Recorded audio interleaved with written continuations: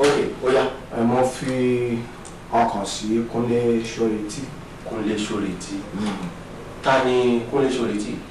lára àwọn tó bá ń ṣiṣẹ́ ni àbí ọmọ ọ̀dọ́ yín àbí aládùúgbò? kò sí nínú àwọn tí ẹ kà sílẹ̀ náà. táwa ni Kúnlé Ṣóretí?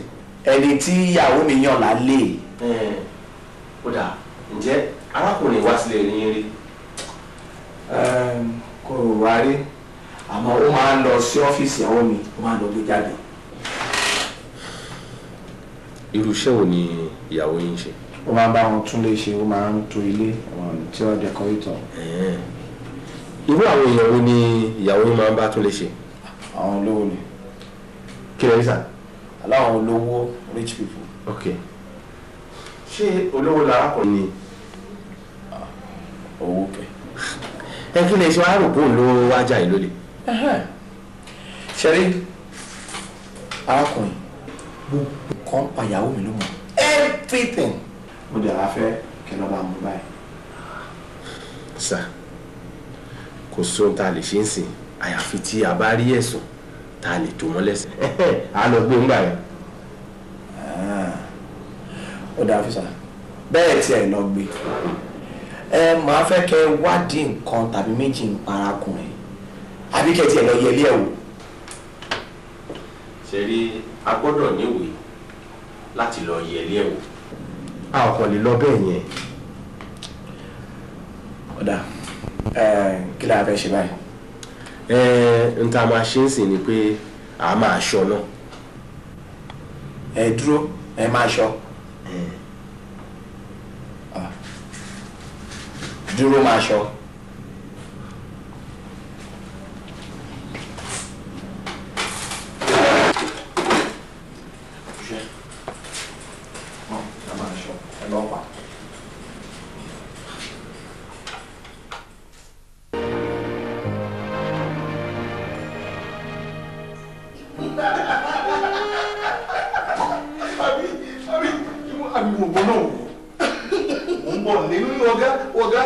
I tell that boy say I dey crazy.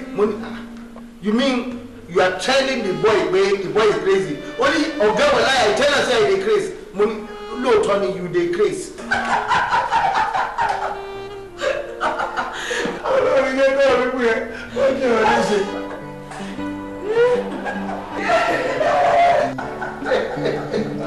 Àbí wọ́n lè ṣe wọ́n lè ṣe. Bí o mọ̀ pé mo lọ sí ìjẹ báyìí.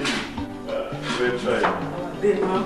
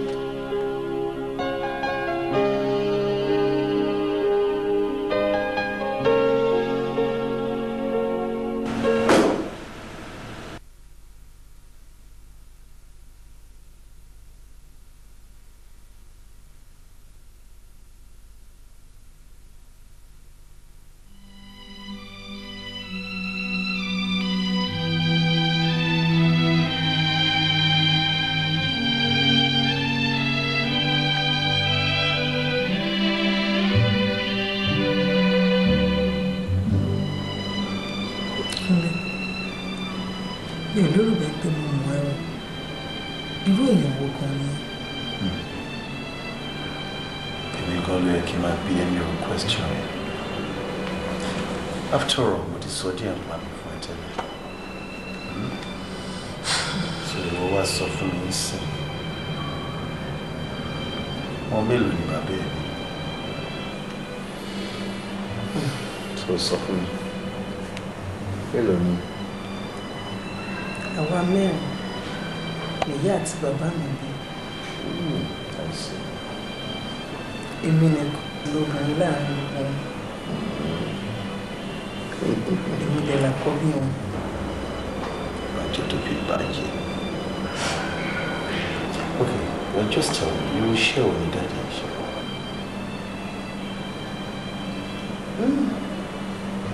Apẹja ni bàbá mi. Ti fẹ́ràn mi gidigidi. Kódà bàbá mi máa ń mú mi lọ sódò lọ pẹja. Kò síbi tó ń lọ tí kì í mú mi lọ. Èyí ló jẹ́ kán fún mi lórúkọ. Wọ́n máa pè mí níyàwó bàbá ẹ̀. Oh, daddy's girl. Okay. Well, I'm a brother. Àwọn méjì tá máa wà ń gbé ìgbé. Kódà wọ́n ti láyà.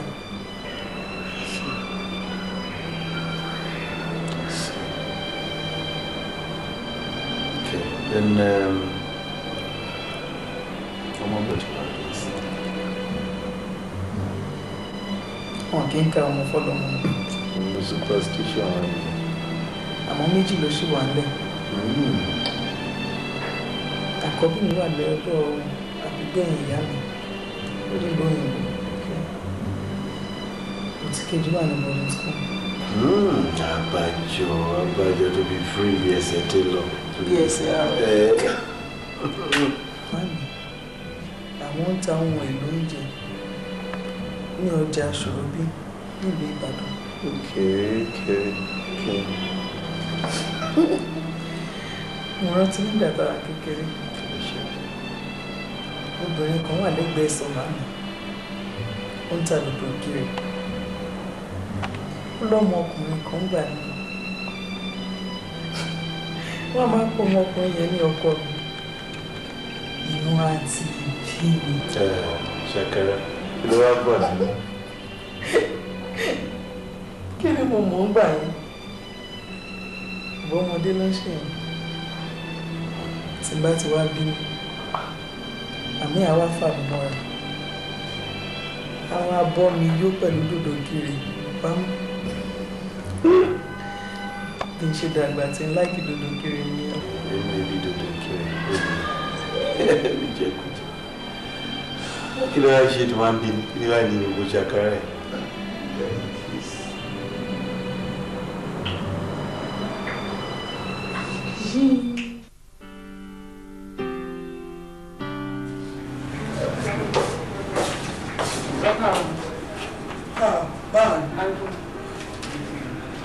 Kò sẹ́ni tó pè mí. Kò sí ẹ̀kọ́ kan. Ọkọ mi ló pè. Wà dísé kan. Àwọn àlọ́fíìsì.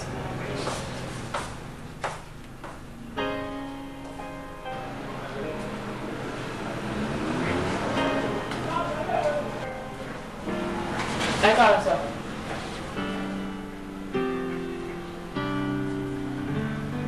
Hello?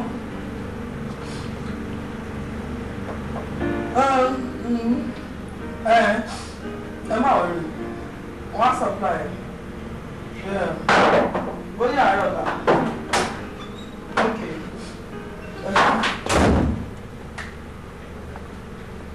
Ọ̀gá, èyí wà lẹ́ni òsín nǹkan. À ń ṣe dúró ní ìdá tó ń ṣe ń sìn. Bẹ́ẹ̀ ṣe ń tolé náà rí. Ó dáa o. Ṣẹlẹ̀ ṣe títí tẹ̀ wálé. Àbí bẹ́ẹ̀ kọ́? Ọlá, owó tẹ̀ mọ́ tó ṣẹlẹ̀ ni pé sórí lánàá ìgbà tí mo ní pé kí n lọ wo àwọn ilẹ̀ yẹn fúnra mi, mo wá rí pé àwọn curtains kan wọn lẹ́yìn bí tán gbé flavases sí òun ṣe and wọ́n so gbogbo ẹ̀ kàn rí jágajàga àtù mo ṣe fúnra mi. Dọ́rọ̀. Cotton ló kọ́ ẹ̀rín nǹkan lọ àbí kí ni mo. Orúkà ìyẹn yọ sọ̀rọ̀ níjẹ́ tí ń gbé flower pot. Anyway, òun ni ẹ ṣe tí ẹ fi wálé àbí. fóònù náà ò ṣe é fi pè wá mọ́. sórí fóònù mi bátìrì ti lọlẹ̀ mo ti gbàgbé charger sí ọ́fíìsì meanwhile. So phone run down but ṣé ó ṣì ní sim card nínú ṣá. But epo tún wá tán nínú mọ́tò and gbogbo àwọn ilé epo yẹn wọ́n ti tì mọ́ ilẹ̀ ti ṣú wọ́n kì í má fòrú rìn. ẹ wá fi mọ́tò lẹ́ńbẹ̀ ẹ wá fọ̀kadà padà wá sọ́fíìsì ẹ kókó wá sùn bí. ṣọ́ọ̀ omi dada ẹnu fi mọ̀ pé wíwà kò di rárá èmi tó bá ṣe pé ọlọ́run yí mi padà ní ọmọ ọmọ ògbó rẹ̀ mi kọ́ fúnra mi ọlọ́run kọ́ sí mi nù ni èmi ni wọ́n sọ.